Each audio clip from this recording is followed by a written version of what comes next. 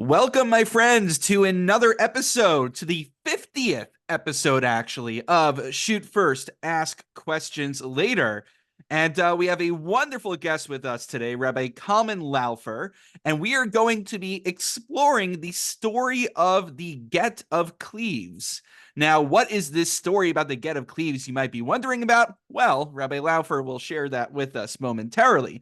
But before we jump in, Rabbi Kalman Laufer serves as director of the bioethics and Jewish law program at the Rabbi Isaac Elchanan Theological Seminary, aka Yeshiva Rabbeinu Yitzchak Elchanan, as well as faculty at Yeshiva University's Isaac Breuer College and Stern College for Women, teaching courses in medical and business ethics.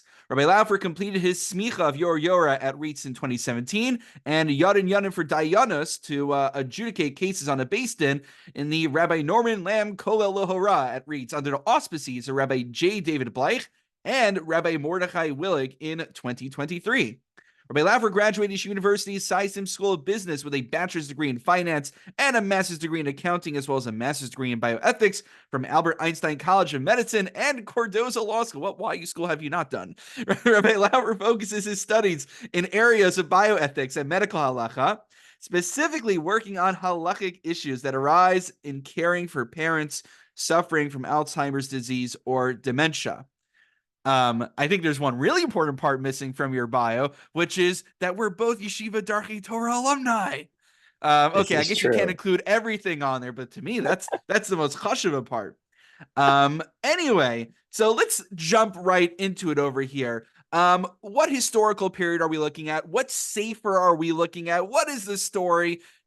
Break it down for us. What are we looking at here today? Thank you very much for that wonderful introduction, Rabbi Kurtz. Let's just jump right in. The story of the Gett of Kleeves is a fascinating story from the mid-18th century. The story begins with a young couple getting married in the style and manner of the time, where they are going from town to town and they're going to be traveling back to get married in one place, and they're not from the same place. But what essentially happens, to make a very long story short, is in the run up to the wedding, the Kala and her family come to the place of the Chassan, and they're preparing for the wedding, and it's the Shabbos before the wedding, and the Afruf, what we call it. And it turns out that on Friday night, everything seems nice. The Chassan and Kala are sitting next to each other, and they're talking, and everything seems great. But the Chassan seems like he's not feeling so well. So his cousin, the doctor, tells him not to eat certain foods, and she sneaks him foods anyway, and everything seems wonderful and playful, and everybody's happy. Shalom al Yisrael. Except that on Shabbos morning, they go to pick up said chassan from the house in which he was staying and bring him to shul, and he's gone. Oh. And the chassan disappears. Leaves her at the altar almost. Oh, yeah. Well, not quite, but halavai, that would have made things simpler. But what happens is that this chassan disappears, and they eventually find him later on Shabbos morning, sleeping in the house of a non-Jewish innkeeper in some town not too far away, where he absconded on Shabbos morning, not only with with himself, but he took all the dowry as well, save half of one of the denominational dollars that they used, Carlin. Half of one of those to pay the innkeeper for a bed. They eventually find him. They bring him back to town. He's mortally embarrassed. Everything goes smoothly. They get married.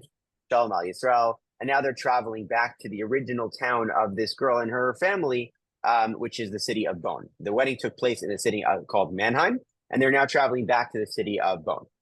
Just to clarify, did he give any rationale for why he ran away? I mean, was he just like not sure about the wedding? If you want to go through with Excellent question. So depending on which version of the events you read, because there are, and we'll get into this, but there's actually different accountings of two primary accountings of the story.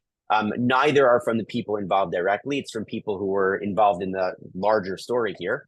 One is recorded in the Sefer Or HaYashar, and one is recorded in the Sefer Or HaYashar, and we'll talk about that in just a couple of minutes. But the line that was used was essentially something along the lines of "They're coming for me," which sounds kind of scary and not all that clear what exactly this. It just reminds me of that. I don't know if you're a Lord of the Rings fan. It just reminds me of that scene in the Fellowship of the Ring where Gandalf is reading the book in Moria, and he says they are coming, and then all of a sudden there's an orc attack. So I'm not sure if he was afraid of an impending orc attack or what or exactly was something, facing him. or something of the equivalency. There are some other details in the case as well, but this is where the story gets started, because along their trip back to Bone, so this fellow turns to his cousin and to his Kala and basically says, "Listen, I got to run away. They're coming for me, and don't ask me why. I can't tell you. It's gonna be bad, but I don't want to leave you as an aguna. So what do we do?" So this is where the Sefer Or HaYashar, which is essentially a compendium of this whole story and all of the halachic literature that was generated in the aftermath of the story, was put together by a fellow named Rabbi Shimon of Copenhagen. Rabbi Shimon of Copenhagen was a cousin of the Kala, and he was like the kind of narrator and rabbinic advisor throughout this story. So he collected at the beginning all of the story, what exactly happened, and recounts it, and then collects all of the responsa that were generated throughout Europe, because this is one of the biggest controversies of the time, and collates them into this book called Sefer Or HaYashar. Right. But everything seems fine and dandy to me, because usually when we think about aguna cases, there's a recalcitrant husband who doesn't want to issue a get. Here, I mean, as odd as the scenario is, and maybe there's some aspects of paranoia, the husband seemingly willingly issues a get. He takes responsibility. So what is the problem over here? And therein lies our problem, because once they realize that he wants to give her a get and not leave her in aguna when he chooses to abscond from Germany and run away to some far off country, he asks his cousin, Rabbi Shimon of Copenhagen, where should we go? So this Rabbi Shimon is, perplexed and heartbroken that this is what's happening. But he says, listen, where are you running away to? And the guy says, well, I'm going to run away to England, which at the time had a very small Jewish community and was not well connected to the rest of Europe. And he says, there's actually this city near the border with Holland, which will get you to on your way to England, where there's a big Talmud Chacham named Rabbi Yisrael Lifshitz, the grandfather of the Tiferes Yisrael, and he's the Rav in the city of Kleves, and he could be a Misader get. So why don't we travel there on your way out? And while we're there, that's a great place to do the get. So Kachava, that's exactly what they do. They travel to Kleves, which is on the way from these cities in the general direction of Holland and then England. They show up in Kleves. Rabbi Yisrael Lifshitz hears his story. He tells him the same thing. They're coming for me. Don't ask me why. I can't explain to you. And Rabbi Yisrael says, okay, you want to give a get? It's very sad, but I understand. And he's misader the get. He talks to him for a few hours. He makes sure everything is above board. He writes the get, and this fellow disappears into the ether, never to be heard from again. Wow. And here is where our story starts to begin, because this woman now has a get in hand and presumably would like to get married. However, in Mannheim, the city of her father-in-law is very upset because the dowry that was provided for their marriage, that he provided to the young couple, has now disappeared. Ooh. And he is very upset that this woman is going to be able to keep some of whatever money she has left that his son did not abscond with, and then get remarried to some other person in order to continue her life. In other words, he doesn't want to validate this get and have the value of her ksuba, which is what she's entitled to under the terms of a divorce, be paid out from the dowry that he paid for. So he comes to the Av Bezdin of Mannheim, a fellow by the name of Rav Taveli Haas, and a big Talmud Chacham. Now, Mannheim is within the general area of Frankfurt am Main, which is one of the major centers of Torah learning in Germany. And Rav Taveli Haas basically supports this fellow's father and says that the get must have been invalid. There is no way for this get to have been written in a way that is kosher and valid, and therefore this woman is in fact still married. The get is not valid, and therefore no ksuba needs to be paid. And this is where everything explodes, because it is very, very strange for a rabbi to write essentially in absentia that a get that was given elsewhere and not in front of him is inherently improper. I mean, this is crazy, one, because it seems to be a breach of jurisdiction, We have concepts in the Gemara already of hachacham she'asar in chavei rashi lahatir. Ideas that like once one rabbi paskins something without getting to all the lumdus and chakiras, essentially another rabbi should not be contradicting that psak that was given. So there's a jurisdiction issue here. But then also just help me understand what exactly is the claim to invalidate the get in the first place. There are actually three claims that Rav Taveli Haas bases his psak upon. The first is that this fellow who absconds and had this whole backstory where he disappears on Shabbos morning and he seems kind of depressed at times, in and of itself, that is evidence of him being a shota. And as we know, the Mishnah tells us that a shota cannot give a get because they lack da'as, they lack capacity to engage with halachic privileges and procedures, and therefore they are not able to give a get. So Rav Taveli Haas is one of his three major contentions is that this fellow, his entire story bespeaks of someone who is a shota and therefore would never have been able to give a get. That is contention number one.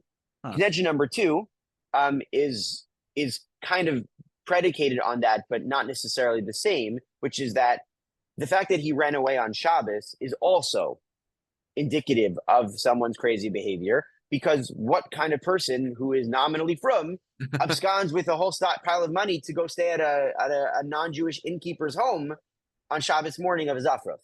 Well, to be fair, I mean, assuming that he was actually concerned for some gangsters or orcs or whatever it might be, it would be pikuach nefesh. So I don't know about that point, but okay. Absolutely. And this is obviously one of the major issues that comes up throughout all the literature here, is that many of Rav Haas's claims seem to be somewhat spurious and not driven by an assessment of the actual case itself. He was essentially, the claim against him is that he was like a rabbi for hire. Or at least supporting his balabas, which, in the rabbinate is not something unheard of. But the third thing, and I think that speaks to your jurisdiction question, I'm happy you brought it up. The third component of his claim is that there was an old takana, and again, it's not exactly clear what the takana is, whether it was takana shum, the spires, worms, and mines, about whether those were, original German, takanos, or whether they were somewhat more recent. But there's some element of a takana in place in Germany at the time that in order to give a get, you cannot just give a get on demand. In order for a husband to give a get to his wife, you have to get the assent of multiple batei din spread throughout Germany at your own cost. And the reason why, at least according to some of the records of this takana, is to ensure that people do not frivolously give gittin. So the idea being that there is a jurisdictional issue here where the local place where you would get married is where you would base your get out of. And then they would tell you what other batei din you would need to get to sign off on this particular divorce in order for it to be finally processed.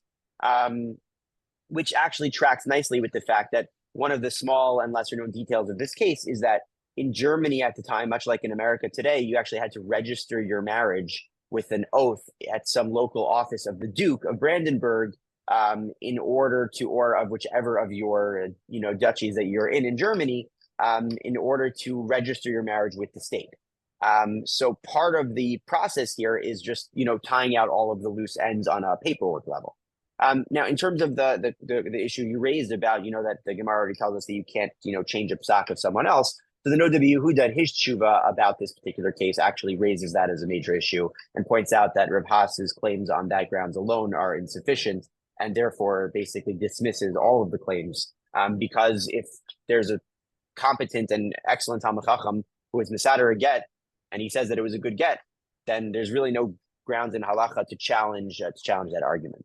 Right. The issue in that sugya is that if it's a matter of kavod, then in theory, if a rabbi has higher stature than the rabbi who issued the psak, they could overrule it. But I don't know. I mean, I made this kind of as like a perm joke. You might appreciate this. I don't know if you grew up playing Yu-Gi-Oh or not, but essentially the idea is you have power rankings of different monsters that fight against each other. So as a perm shtick, I made like a Rav Schechter card, a Rav Wille card. And then I realized while I was making it, it's like you have to do power rankings of rabbis. And I don't know, ain't Lanu Asek ben Nistaro. So I'm not sure how one is supposed to quantify that. Exactly. But that's the I issue don't know that we here. could exactly. I don't know that we could assign value to, most of the people who weighed in here. Obviously the Shagasari, the Noda B'Yehuda, They Oh. obviously rank at the top of the Oh, list. so this really got like Um, every oh, like this got celebrity everywhere. This got rabbi of the everywhere. time was involved. Every any rabbi who was anyone in Central and Eastern Europe weighed in on this question, either in support of the get being valid or against the get being valid. But if you were someone, you weighed in. If you didn't weigh in on this, you were not someone of note at this time. So Everyone was who was there anyone weighed in. so was there a consensus between major figures like the Shagasari and Noda Behuda? Yes, so the vast consensus amongst almost all of the post-skim of Europe at the time was that this was a completely valid get, and there's no grounds for invalidating this get whatsoever, with the one exception of the Din of Frankfurt, which supported Rav Taveli Haas and issued responsa from all of their various jurisdictions in Frankfurt and its environs, supporting Rav Taveli Haas's contention. But with the exception of Frankfurt, almost exclusively, all of the major Gedolim of the time wrote extensive, lengthy chuvos, or even just letters of support after the lengthier chuvos were widely spread and disseminated, supporting the validity of this get. It's fascinating. There's got to be a dissertation out there, or one, waiting to be written.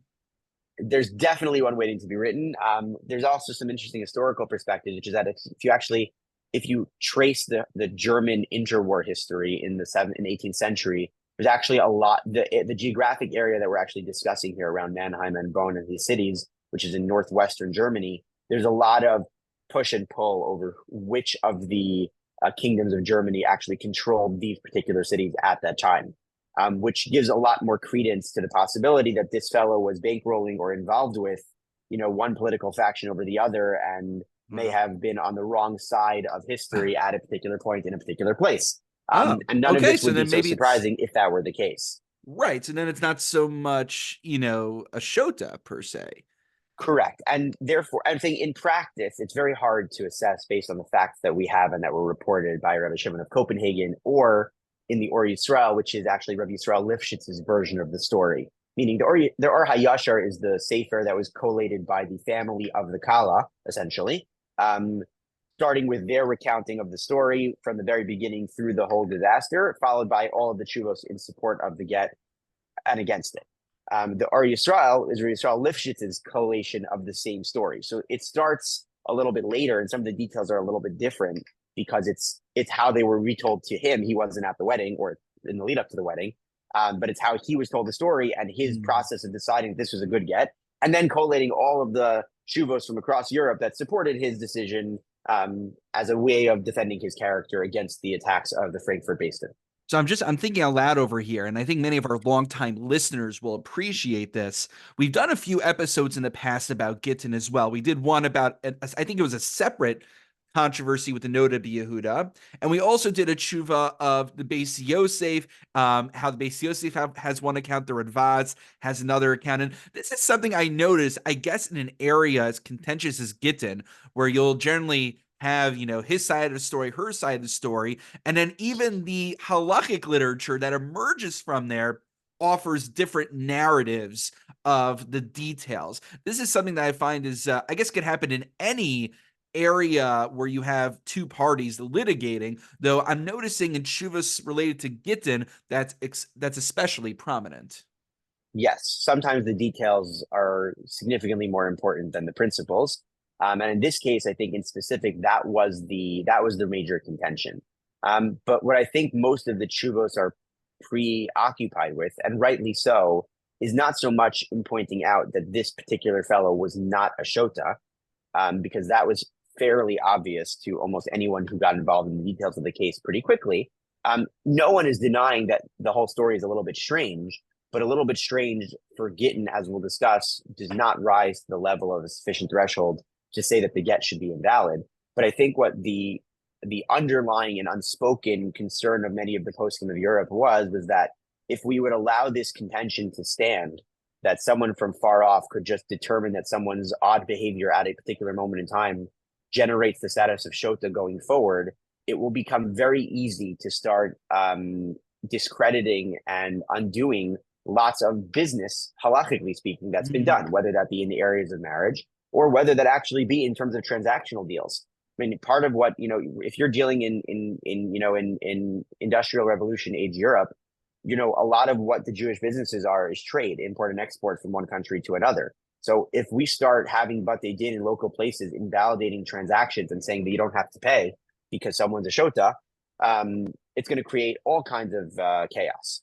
So it's clear that the poskim in a lot of these tshuvas are striving very hard to prevent a low threshold, widespread definition of shota that could just be lobbed as an accusation anywhere and anywhere for any reason at all. Right. This issue is concern for a character assassination because as you and I will know, and many of our listeners are probably aware, that the laws of marriage are modeled or analogous in many ways to just general financial transactions.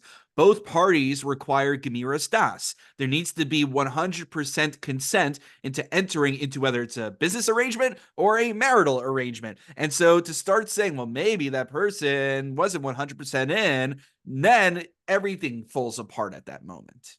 Exactly. And that's actually one of Rav Tabeli Haas's major Lumdisha arguments for why this get should be invalid is fundamentally a particular detail in the halachos of Shota, and that he basically claims that since we have a very high threshold by which we would judge someone fit to testify in as a witness in Beis Din, so he claims alachas kama v'kama, we need to have an equally high threshold for fitness when it comes to giving a get as well, because Eshes Ish is obviously more chamor than any other area in the Torah. And Absolutely. that is one of Rav Tabeli Haas's central halachic complaints in this story. Now, just back to the jurisdiction detail. I know I'm hung up on that, but what was it seemed to be a very valid claim. There was a pre-existing takana that where you get married is where you get divorced. They seem to have breached that takana. So what was the other side's counterclaim? So the other side made it abundantly clear that not only did they have no interest in this takana, but also that this takana was not a halacha. This takana was a means of creating communal harmony. It has exceptions built into it, much in the same way that it was modeled after the takanos of Rabbeinu Gershom, which have exceptions and exclusions built into the system. So the jurisdictional component was also something with exception, especially if you go to a place that's technically outside of the jurisdiction of this area, which Kleves is, as it's a border town between Holland and Germany. So it's not necessarily subject to these things as well. Aside from the fact, as the Noda B'Yehuda points out in his very lengthy discourse on this particular issue, which is that they never showed up in Beis Din in Mannheim or in Frankfurt to adjudicate this divorce. So even though it's true that had they showed up in Beis Din and the jurisdiction of the Beis Din in Frankfurt might have said, well, you need to do all these things, they didn't ever come to Frankfurt for that. They went straight to Kleves. They never opened a case for divorce. Right? They only heard about the divorce in Mannheim post facto. And therefore, the general rules of you're not allowed to overturn the psak of a competent Talmid Chacham in an area of halacha when it's not in front of you would apply here. And that's exactly what the Noda B'Yehuda says. And therefore, the jurisdictional issue was essentially almost non-discussed. It was so obvious that once the Noda B'Yehuda weighed in, it was nothing to talk about. Well, that should be true, I guess, on many matters once the Noda B'Yehuda weighs in, you would think. Halavai. Now, okay, so what I want to shift to, though, is I know that one of your areas of expertise is in bioethics, and I think it's no coincidence that you chose a tshuva that has to do with what we might call the insanity claim. So what exactly is our takeaway? Because there's many tshuvos. The mental health genre is really in a renaissance right now. And what exactly is this story adding to the plethora of what we might call mental health literature? So that's a great point. So I want to just so before I answer your question full, I just want to point out that despite the fact that mental health is having a massive renaissance in terms of the way it's being treated right now, and I think that's really important and very valuable both to the halachic literature and to society at large.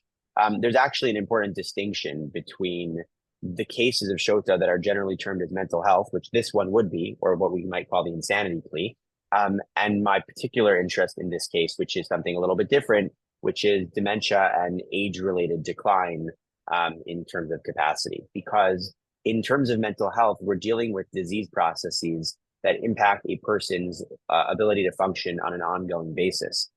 Whereas when it comes to dementia and dementia-related things, these types of illnesses are actually terminal. They're not something that is going to be about how to manage the symptomology of the illness while trying to maintain a normal life. But rather it's about minimizing the amount of impact that the continuing decline will have on the quality of life at the moment that we're in. Which is why it makes it a little bit of a tricky comparison, because Shota is not what you would normally consider to be your best fit model for age-related decline or illness such as Alzheimer's disease. But where they do overlap, and I think that's really what's interesting about the tshuva that we can discuss here, is that Shota is an assessment of one's lack of capacity, that you do not have das, you do not have the ability to rationally think through an issue and make an executive decision. And I think that in terms of both mental health and in terms of age-related illnesses, that is one of the core issues that has to be dealt with. It's not the only per se, but it's definitely one of the most important. And I think that's what one of the takeaways from the larger picture of the discussion of the Gett of Kleeves is: how do we go about assessing capacity? And I think that's what's really interesting about this whole broader discussion, which is that what they're essentially doing is they're looking at this story of a guy with an insanity plea from not the guy himself, not the subject of the case, but a different jurisdiction. And they're saying, well, what gives you the right to claim that someone's insane? We investigated, we talked to him, we dealt with him, and he seemed fine to us. So how do we go about assessing whether someone has capacity or not, whether that be due to mental health or, more commonly today, whether that be due to age-related decline? Right. So where exactly is the current day halachic understanding of issues related to dementia, and where would you like to see things develop in that field? So that's a great question. I think today I'm fond of telling people, so listeners maybe don't shoot me, but It's I'm it's in fond the of name of the pointing out. podcast. I'm fond of telling people when I get dementia questions and shilohs, that in most cases what you'll have is, let's say your average monoorthodox or orthodox family might have a couple of siblings dealing with a parent with dementia and maybe a spouse. So you have anywhere between 3 and 5 people who have their own shul or family rabbi. So each of those people will ask their rabbi what to do. And you and I both know that when you ask rabbis a question that they know the answer to, they tell you the answer. And when they don't know the answer to it, they keep giving you different answers. So I'm fond of telling people that if you have 5 rabbis in a case like this, you'll probably end up with something like 12 to 14 answers. None of which are particularly helpful and don't speak to the broader questions that need to be answered in order to apply to different areas. And I think that one of the things that we lack in terms of dealing with age-related decline and lack of capacity, we don't have a broad framework for how to assess what is and is not shota, what is and is not das, in practical halacha, and then be able to play that out in different areas. Rabbi Rimon has a book on geriatrics, right? And Rabbi Dr. Steinberg in his encyclopedia and in his more recent work, the Compendium of Halacha, he both has chapters on age-related decline and things like that. But most of the questions are the very baseline questions of: when should you take away someone's tefillin? Should you insist that someone make brachos? Do you have to, give them food? What about mitzvot saseh, such as matzah and sukkah and things like that? When do you say enough is enough, and when do you say? And those are important questions, and they've, thank God, been addressed well. But the more significant questions, which are much harder and much more complicated, are the ones that revolve around gittin. If you have a spouse who's having severe age-related capacity issues, and the other spouse is no longer interested in supporting that on a regular basis, so can that person give a get or receive a get? That's a major question that has to be addressed. Another question that I think has not been addressed at all, and I've yet to find any discussion of it amongst the poskim, is what about when it comes to Yerusha and halachic will? Halachic will has to be periodically updated to include assets that have been acquired between, from the last time you signed such a thing.